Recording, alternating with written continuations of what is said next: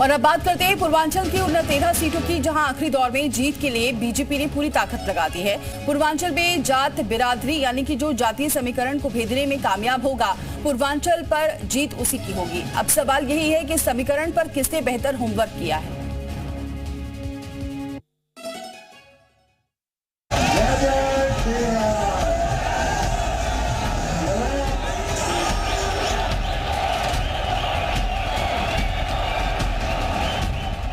Mission 80 के लिए BJP के पास ये आखिरी दाव है। कहते हैं दिल्ली की सत्ता का रास्ता यूपी से होकर गुजरता है, तो यूपी के लिए पूर्वांचल ही एकमात्र रास्ता है। और पूर्वांचल को साधना हर पार्टी के लिए किसी बड़े पत्थर से सिर टकराने के बराबर है। योगी मोदी की जोड़ी कैसे आखिरी फेस में पूर्वांचल को साधने के लिए खास रणनीति तैयार कर रही है, वो हम आगे बताएंगे। उससे पहले आपको बता दें कि इलाके में आखिरी दौर में कहां-कहां वोट डाले जाने हैं।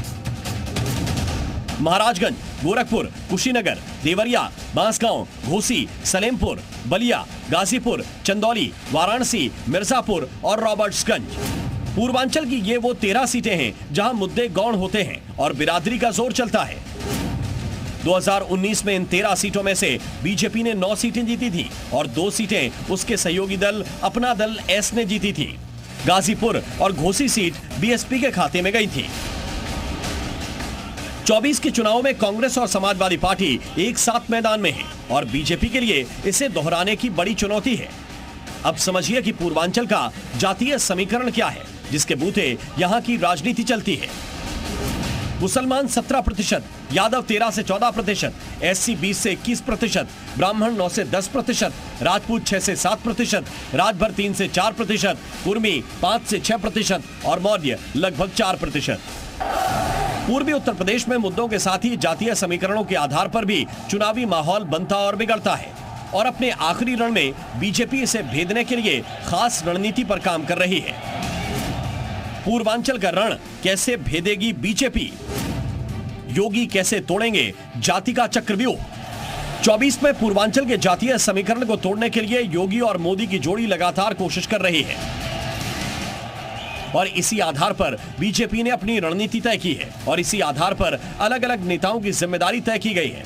अगर कुछ बड़े चेहरों की बात करें तो उन्हें खास जिम्मेदारी है। ब्राह्मण वोटरों पर पकड़ मजबूत करने के लिए राजस्थान के मुख्यमंत्री भजन लाल शर्मा के पास जिम्मेदारी है, जो रोज कई जनसभाएं कर रहे हैं।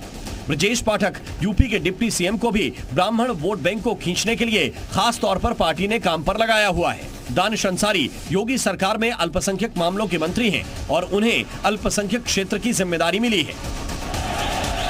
यूपी में 24 का चुनाव बीजेपी के लिए और चुनौतीपूर्ण इसलिए भी है क्योंकि अखिलेश यादव ने एमवाई फैक्टर को छोड़ जातीय समीकरण पर भरोसा किया है और आखिरी चरण में किसी भी तरीके की कोई कमी न छूटे, इसलिए सोशल इंजीनियरिंग के जरिए बीजेपी ने अपने कद्दावर नेताओं को लगाया हुआ है।